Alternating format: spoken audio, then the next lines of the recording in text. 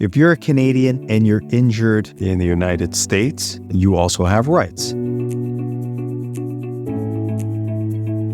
Let's talk about Canadian going over the border and you're injured in Michigan. Unless it's an emergency, you can probably get back to your home province pretty quickly. You drove there, it's probably a couple-hour drive back. In those circumstances, maybe not quite as important or necessary to obtain treatment in the state where the accident occurred. Of course, if it's a serious emergency, injury, seek healthcare immediately.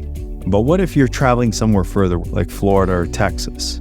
Your flight home isn't for another 3 days or a week, and you're experiencing symptoms. That's a common question we get from Canadians who consult us while they're traveling outside of Canada. They're hurt, but they're afraid to seek medical attention because maybe they don't have travel health insurance. That is a true, legitimate concern. We've seen medical bills from U.S. hospitals well in excess of $100,000. And this is for people that weren't even admitted to the hospital or maybe just admitted overnight. There's truth to that sort of myth about extremely high healthcare bills. As much as that's a real concern, put your health first, because in our experience, most healthcare providers will work with you with respect to these bills, particularly if you have a lawyer. So if you're injured in the United States, you end up in a hospital. Let's say you incur medical bills in excess of $100,000 US. It's scary. On top of the fact that you were hurt, now you've got this huge bill looming over your head. Let me give you a little bit of comfort.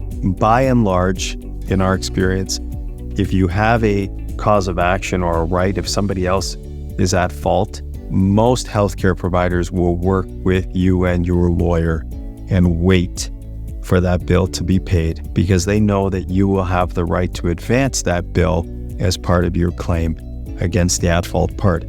I've seen huge medical bills completely written off where the person hasn't had a viable claim on compassionate grounds if the person couldn't afford it. So yes, while the bills can be extremely high and scary, most of the time there's a solution. And sometimes it's a write-off or a significant write-off of the bill if there's no source of recovery. But other times, those bills can be pursued. So your lawyer will be able to advance as part of your claim the expenses that you have incurred and the healthcare you've incurred in the United States. Those healthcare providers, if they know you have an attorney that's advancing that on your behalf, they're very accommodating and usually quite happy to wait to try to get that recovered as part of your lawsuit.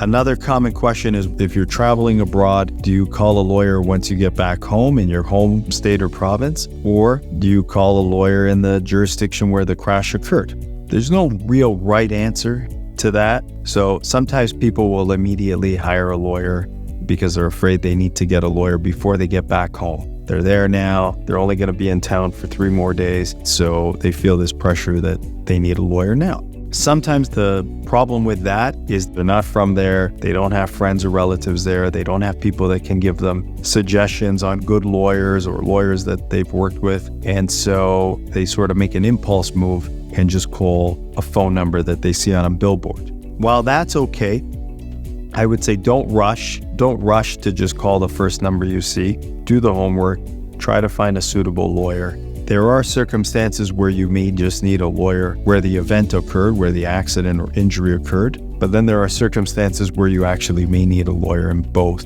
your home jurisdiction and the location where the event occurred. You're welcome to call us. If it's a jurisdiction we don't work in, we've pretty much worked with lawyers in if not all the states, just about. We very often can guide people or make suggestions or tell you where you can look. There are usually organizations for lawyers within each state that can give you some credentials and abilities and success so that you can make an informed decision. These cross-border injury claims can become sort of a web overlapping and intersecting laws and regulations and contracts and rules. So a good starting point is really speaking to a lawyer that does cross-border claims, has a lot of experience in it, so that they could at least help tease out where your claim should proceed and help guide you on where you need a lawyer. Like I said, we do that often. We're probably called upon more than any other lawyers for cross-border injury claims, specifically for injuries. So even if you have a lawyer and your lawyer's not sure, whether or not you might have claims in another jurisdiction as well, maybe your home jurisdiction, just share our contact details. Maybe flip them this video. They're welcome to call us. We speak to attorneys all the time. We're happy to give them some advice or suggestions on the particular circumstances of your case. I hope you found this informative. If you have any questions at all, feel free to reach out to us. We're available on our website or toll-free number. Reach out to us, request a free consultation. We're happy to talk to you. Thanks again.